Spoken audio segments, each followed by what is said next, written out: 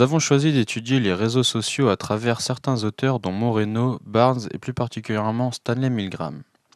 Tout d'abord, qu'est-ce qu'un réseau? C'est un ensemble formé de lignes ou d'éléments qui communiquent ou s'entrecroisent ou encore un ensemble organisé d'éléments, dépendant d'un centre réparti en divers points.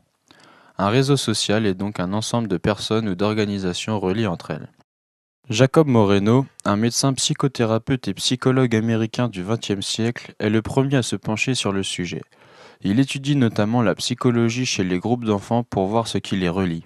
Il invente la sociométrie, qui est la manière de mesurer les relations sociales entre les individus, ainsi que la manière de mesurer l'homme en tant qu'être social. C'est l'un des pionniers de la psychothérapie de groupe. Il met en place un test sociométrique qui donne une représentation graphique de la structure affective d'un groupe sur les choix préférentiels à l'intérieur du groupe. John Arundel Barnes, un anthropologue et psychologue social anglais du milieu du XXe siècle, a lui une analyse plus anthropologique des réseaux sociaux. Il est le premier à employer la notion de social network. Son travail a consisté principalement à l'étude de l'organisation sociale d'une petite communauté norvégienne à travers l'ensemble des relations que ses membres entretiennent les uns avec les autres. Enfin, Stanley Milgram, un psychologue social américain du XXe siècle, connu pour ses travaux sur la soumission à l'autorité, s'est également penché sur les réseaux sociaux. C'est à lui que nous devons le paradoxe de Milgram.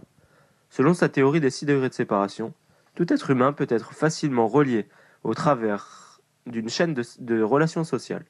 C'est cette théorie qu'il a essayé de démontrer à travers son expérience du petit monde.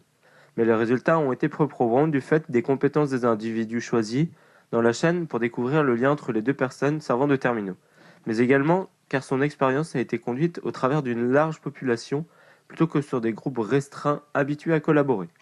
Toutefois, avec le développement des technologies de l'information et de la communication, le degré de séparation entre les individus a été mesuré à 4,74 sur les réseaux sociaux type Facebook et 6,6 sur les réseaux de discussion de Windows Live Messenger. Pour conclure, nous pouvons donc dire, comme vu en cours, que s'ils peuvent favoriser un accroissement quantitatif des relations, il se traduit surtout par un renforcement des liens préexistants. Les réseaux sociaux numériques constituent un support numérique à des réseaux sociaux déjà établis.